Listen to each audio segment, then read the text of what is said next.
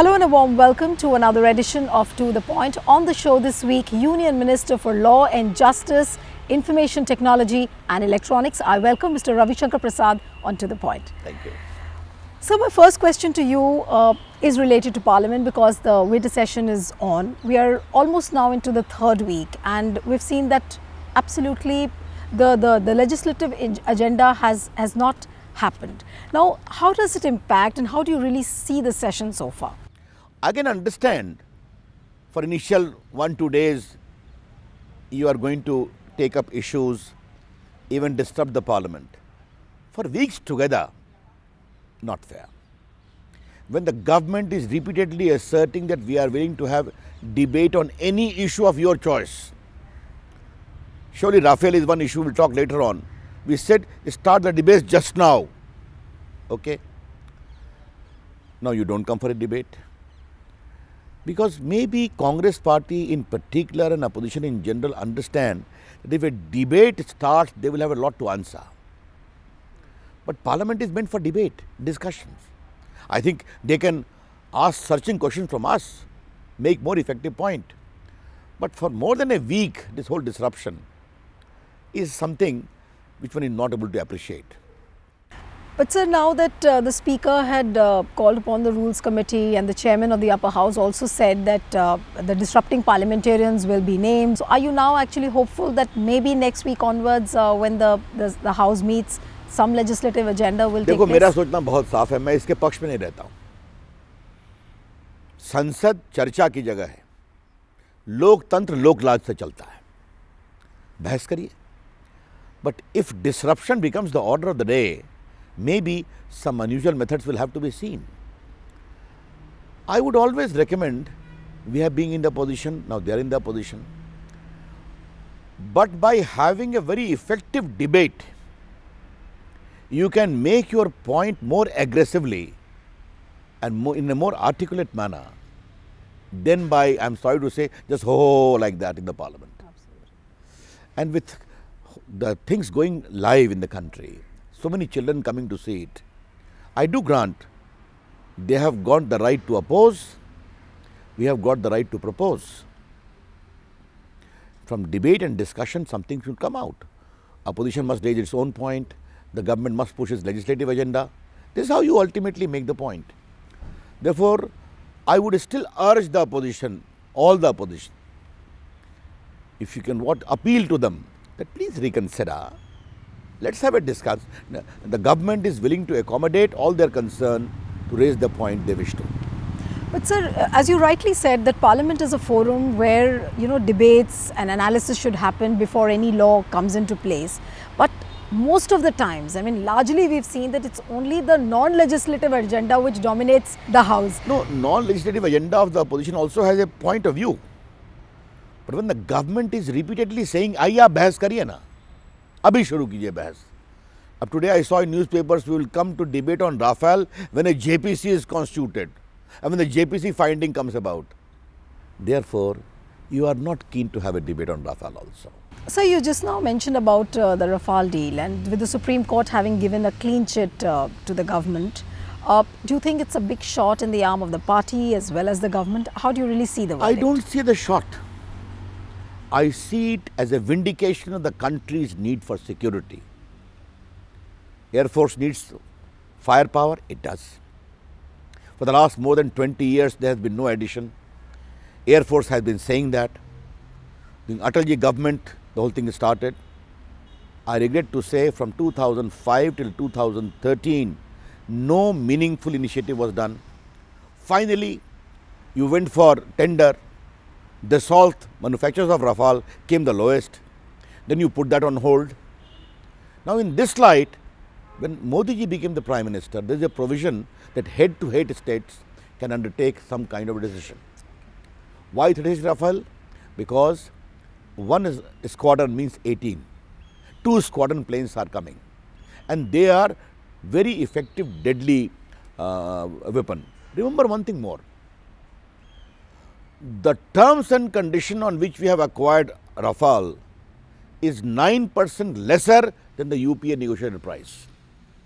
And the final with fully loaded weapons it is 20% less. For your viewers, I would like to clarify one thing more. जहाज ऐसे आता है तो उसका कोई impact नहीं होता. It is like a taxi or a car. But the real impact of a fighter plane, what weaponry you have, missile you have, as you say, the destructive potential embedded in the plane is of the real value. Let me give you an example. You may recall the Kargil war. So many jawans and officers have to lose their life. If we had an effective missile loaded plane, 50 kilometers, we could have absolutely destroyed the Pakistani attack. You say disclose the price. After all, there is a secrecy clause or not. If you disclose the price, then you'll have to disclose all the components also of weaponry. Then be it Pakistan, be it China, which have already rearmed their air force, would know what weapon system we have. Therefore, when Congress asks for these questions on this offset clause, let me clarify to you on Rajya Sabha TV that Mr. Anil Ambani or 100 other vendors do not have any role in the 36 Raphael plane coming. They are coming in a built-in condition from France. Okay? But why the offset? The offset clause was there that not the government, the salt company will pick up Indian partner to manufacture components. Okay. Mr. Anil Ambani's company is one of them, and the value is 800 crore only, not 30,000 crores. But Mr. Prasad, even after the verdict, Congress doesn't seem to back down, and the entire narrative they are building is around PAC, CAG. Now, therefore, now I have a question to ask. Supreme Court judgment is fourfold. There is a need for aircraft. Decision making we have examined is fair and just. Air Force officer also we called, and they examined everything, including pricing, in secret. And they said we cannot go by perception, and lastly, there is no commercial vested interest. On the PSC and issue of CAG, the government said we give our report to pricing to the CAG, and the procedure is that the PSC examines that. That has become has been. So we have given clarification statement, but that is not of any consequence. The Supreme Court in 25-page judgment has gone on the merits of the issue. Now I will ask a question. All the questions which they are raising now were decided by Supreme Court after hearing effectively for 4 or 5 days. Last day they gave almost 4 hours. You know that? Yeah. And we are very proud to say that in Narendra Modi government, acquisition of weapons is being done in the most transparent manner. There is no extraneous influence. Okay, sir, moving away from Raphael now and coming to the latest order of the Home Ministry which said that now the investigating agencies will have sweeping powers to intercept and monitor data on the computers. A whole lot of controversy has been generated since the circular came out. I really want to know, and how does a common man understand that what this order will do to the people? There is a provision in the Indian Information Technology Act, Section 69, whereunder you can monitor the movement of computer resource whenever there is a threat to national security, okay, defense of India, sovereignty of India, and commission of violence. Okay. But this should be done by designated agencies. The rule thereto was framed in 2009 when Manmohan Singh government was there. अब ये फैसला क्या कहता है कि ये 10 agency ही ये monitoring कर सकती हैं. No other can do. And any decision taken by them will have to be confirmed by the Home Secretary in each case. Okay. The safeguard is right there. But sir, can I clarify one thing, that you said that 10 investigative agencies will be there. So is it happening for the first time that we've increased the scope of the number of investigating agencies? We have codified it. Okay. Okay. We have codified it. State government also will have to come with notifications if they want something for their need. Okay. But I will ask a question. ISI patronise activity देश में चलती है या नहीं चलती है? तो वो जब इंटरनेट का दुरुपयोग करते हैं तो सरकार क्या करे? ISIS recruits most of their, हालांकि we are grateful कि इंडिया में बहुत कम है, they recruit only through the internet radicalization program. सरकार खामोश रहे. ये जो slush money prevention of money laundering में आता है तो क्या उसको छोड़ दें? एंड जो बार बार प्राइवेसी की बात करते हैं तो सुप्रीम कोर्ट के जजमेंट में एक और चीज़ है, the plea of privacy can be the shield of the corrupt and the terrorist. तो क्या हम ये कह सकते हैं कि देश पे खतरा नहीं है, आतंकवाद नहीं है, है ना? तो ये तो सिस्टम को रीइंफोर्स करने की बात है, और ये आपके समय भी होता था। हमने उसको कोडिफाई किया है, अकाउंटेबल बनाया है और कन्फर्मेशन मैकेनिज्म को और स्ट्रेंथन किया है। सर, बहुत सारे लोग बोल रहे हैं कि पहले तो आपसे फ़ोन कॉल्स ही आप उस पर निगरानी रख सकते थे, अभी आप ईमेल्स पे, और आप क्या लिखेंगे, आपके कंप्यूटर पे क्या नज़र आएगा, वो सारा कुछ देख सकती है। लोगों को परेशानी बिल्कुल नहीं होनी चाहिए। Okay. Let me assure the people of India through you, there shall be no snooping or monitoring of ordinary Indians. Those who are a threat to national security, those who instigate people to commit violence by abuse of WhatsApp, those who are playing as an agent of hostile countries have to worry. This is the precondition. May I ask you a question? Haven't you seen in the case of urban Maoist, something was recovered from the computer resource where there was a conspiracy to kill the Prime Minister? You have seen that. Should we keep quiet? India is a huge country, democratic country, but Indians also are the target of hostile forces, terrorist forces. And regarding the larger issue of criticism, any Indian can criticize the Prime Minister, criticize our government. Some of them write abusive thing on the social media, criticize me. But Bharat तेरे टुकड़े होंगे, इंशाअल्लाह इंशाअल्लाह ये कोई करेंगे तो कार्रवाई होगी और होनी भी चाहिए. That's how we see it. Absolutely. Talking to you now about the Digital India program and the way it was formulated, the way it was planned, are you really satisfied with the pace of progress of Digital India? Let me very briefly recount what we have done. Digital India is a program to empower ordinary Indians with the power of technology. One is the IT profile of India, doing quite well. Digital delivery of services, digital inclusion, okay? And most important, through technology which is India-made and also inclusive. I will give you just one example. What is the digital profile of India? 130 crore का देश, 122 crore mobile phone, 21 crore, 122 crore Aadhaar card, internet now close to 50 crore plus. हमने कैसे किया? 32 करोड़ गरीबों के account खोले, उनको आधार से जोड़ा और उनको मोबाइल से लिंक अप किया, एंड सारे वेलफेयर में भेजना शुरू किया, गैस की सब्सिडी, राशन की subsidy. Do you know how much we have saved? 90,000 crores which will be pocketed by middlemen. I would like to address one issue about Aadhaar today. This is my Aadhaar card. What does it contain? My photograph, I am a male, and my permanent Patna address. And what it doesn't contain? My religion, my income, my sexual preferences, my medical record by which I can be profiled. But the system contains my biometrics and iris in a safe and secure condition, backed by a parliamentary law. And Indian Aadhaar does 3 crore authentication every day. Therefore, IMF have said, and World Bank, if Aadhaar is made mandatory, we will save 77,000 crores. What is other things happening? E-scholarship. Today, 1.84 crore students are being given 5,000 plus scholarship digitally. Then e-health. Today, more than 300 hospitals are e-enabled. From sitting from Bihar or Patna or Lucknow, you can get appointment for AIIMS Delhi. That is e-hospital. Then we have e-visa. Tourist flow has come up. Then BPO in small towns of India. 123 BPOs are operating in places like Imphal, like Kohima, like your Guwahati, Dibrugarh, Patna, Ghazipur, other places. And common service centers, nearly 3 lakh plus, are giving digital delivery of services to the rural parts of India. People have stopped coming to banks. So this is all creating a digital empowerment. And lastly, we are making 1.6 crore rural Indians as digitally literate. About 6 crores, 1.5 crores have already been done. All this Ayushman Bharat is riding on digital. All the GST is riding on digital. And there is a philosophical narrative. And what is that?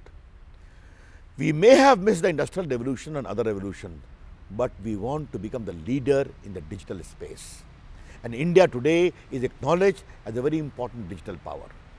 and you see common man today, now digital payments see that, with Bhim app and UPI. I just want to give you one statistics.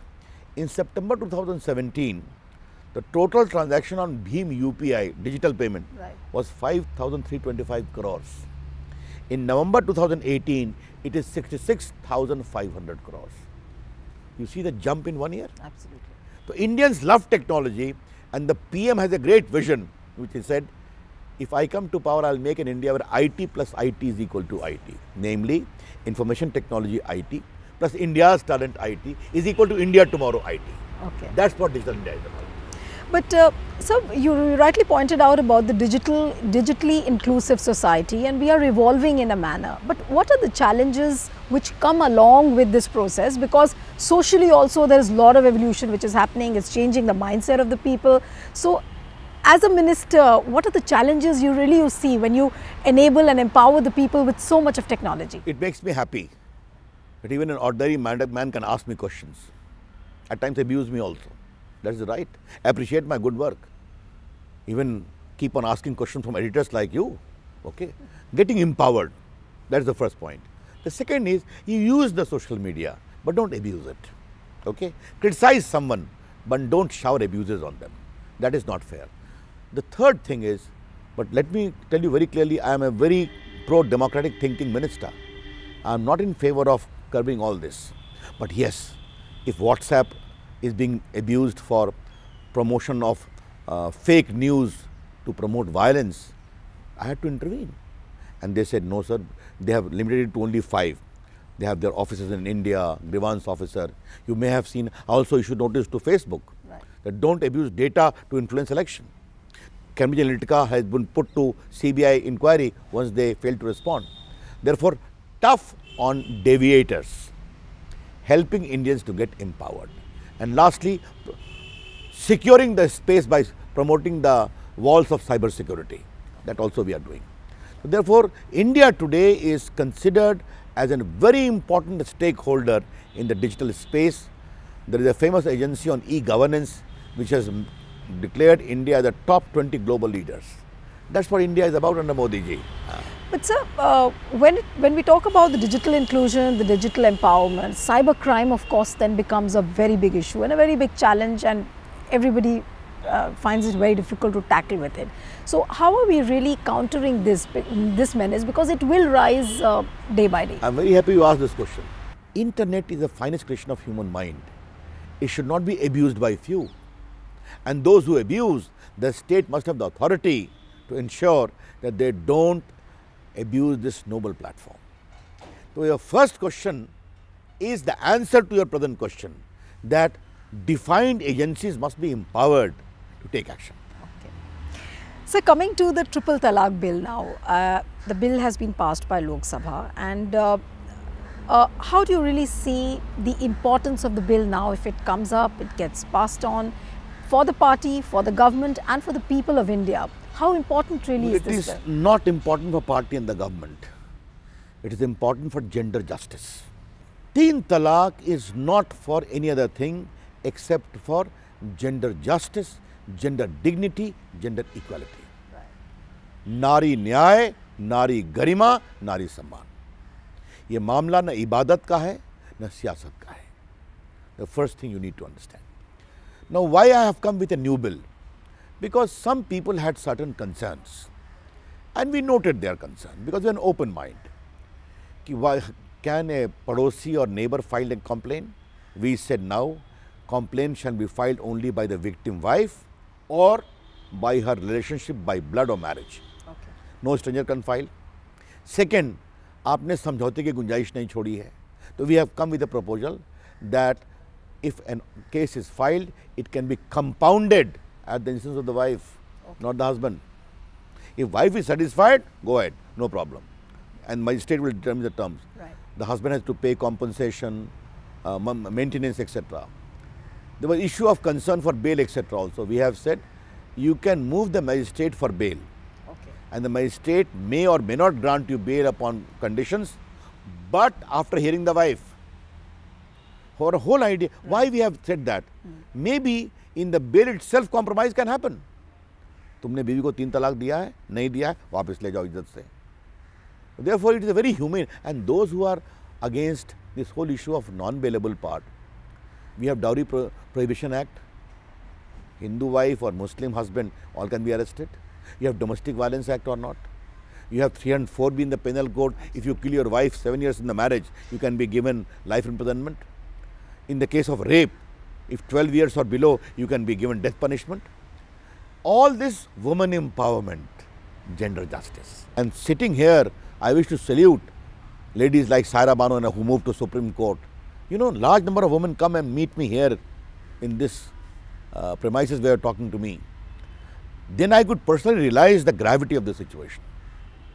In spite of Supreme Court judgment, in spite of law being passed, it was going on. You need some deterrent. And when deterrent comes about, I have been told in UP in particular, after we came with an ordinance where the penal provision of arrest is there has been some number are in the decline. Deterrence is always important in criminal law. And therefore, and I have always believed gender justice is important for India. So you cannot have a situation कि Beti Bachao Beti Padhao on the one hand, absolutely, बेटी को पढ़ाओ on the one hand, yeah, and discrimination like this, not fair. So sir, you spoke about deterrence. So this jail term clause of 3 years, it remains in the bill, right? It remains. That means 3 years is the final punishment. Okay. After trial. Okay. And again I am telling you, if in a domestic violence for 1 year it can be 3 years, 1 year can be non-bailable. In the Dowry Prohibition Act, the Saas and Nanas all are arrested or not, at times wrongly also, because it's a deterrence. And I am quite sure that this whole triple talaq bill is a very robust bill with due safeguards, due regard to consideration, and all those who criticize it have a biased mind. They never talk from the point of view of victim woman. Sir, indeed this present government has done some phenomenal work when it comes to replacing the archaic laws. Many laws have been replaced, new laws have come in, but still the very big issue is the pendency of cases. How is the government really thinking of clearing the backlog of cases? First of all, about 1500 cases we have, old laws we have repealed from the British time also, and 500 more are in the pipeline. We will do it shortly. We are doing digitization of courts in a very big way. About 90,000 district courts, smaller courts, spread in 600 court complexes have become digitized. Okay. Sitting here, you can click a button and you can know as to in which court of Agartala, Tripura, which case is listed. We have got a judicial data grid, where under nearly 10 crore decided and pending cases are there. And how I use it? At a click of a button, I can know in which districts of India cases more than 10 years old are pending, civil and criminal. I write to the Chief Justice. In the lower court, about 5,000 vacancies are there. The Supreme Court has taken a very good decision, because there we don't have any role to play. As far as High Court judges' appointments are concerned, we have highest number of appointment. From 89 till 2014, the average number was about 75 to 85. In 2016, 15 was the entire NJC litigation, you know that. We appointed how much? 126. 17, we have appointed about 120, roughly. This year also we have crossed about 115. So we will continue, Supreme Court judges have been appointed. Remember one thing, as regards government is concerned, our job is to give infrastructure. But judicial determination is to be done by the judges. So I keep on emphasizing that. Fast tracking of women related issues, old people, old aged people, all those things we are doing. And we are pushing arbitration in a very big way. Okay? This is how we are going to further reduce pendency. And don't forget one thing, Indians have become conscious of their right. मैं आपको High Court में देखूंगा. So many PILs are there. As a democracy, we also respect the right of the people to go to the court. Therefore, disposal is there, but the filing is also rising. So one last question before we wind up, and that was once the verdict of these 5 state elections results came in. After that, you know, the voices have grown shriller, and people are saying that probably the government will come out with the Ram Temple ordinance. You being the law minister, want to know from you, what are the plans? Really? First of all, I must tell you, Ram Lalla's Bhavya Mandir is election neutral. Okay. The BJP decided to support it from 88. So many elections have come. But it is a question of faith, and majority of, nearly 99.9% Hindus want it across the world. And I know if you talk to ordinary Muslims, they would also say, for the sake of the sentiment of Hindus, let us voluntarily withdraw our claim, because Ayodhya is sacred, Ram is sacred. You know, I have also one more introduction, that the entire case was argued by me also, the lawyer of Hindus and Ram Lalla. There is enough evidence available. But today I would like to flag a larger question to you. When people come and ask me that adultery case is fast-tracked, urban Maoist case is fast-tracked, Sabrimala case is fast-tracked, why not our case, 70 years old, and the appeal pending in Supreme Court for the last nearly 9-10 years? Therefore, I would appeal to Supreme Court with greatest respect to them that this case must be fast-tracked. It is an important case of the country. This must come to a closure. As regards the ordinance part is concerned, we shall go by proper constitutional course. And Prabhu Ram is the Maryada Purushottam. Unka mandir Maryada ke anusar banna chahiye. And if you ask me a very frank question, which I have told the BBC also when we won the case in Allahabad High Court, if someone looks at Jama Masjid or Ajmer Sharif, Ravishankar Prasad will stand to protect it. And that is the spirit and bhaichara of India. And I am quite sure large number of Muslims of India feel the same way, because they understand the importance of Ayodhya and the profound significance which Ram Lalla has in the psyche of Indians. Always a pleasure talking to you, Mr. Prasad. Thank you. Thank you. So that's it on this episode of To The Point. See you next time with another personality. Goodbye and thanks for watching.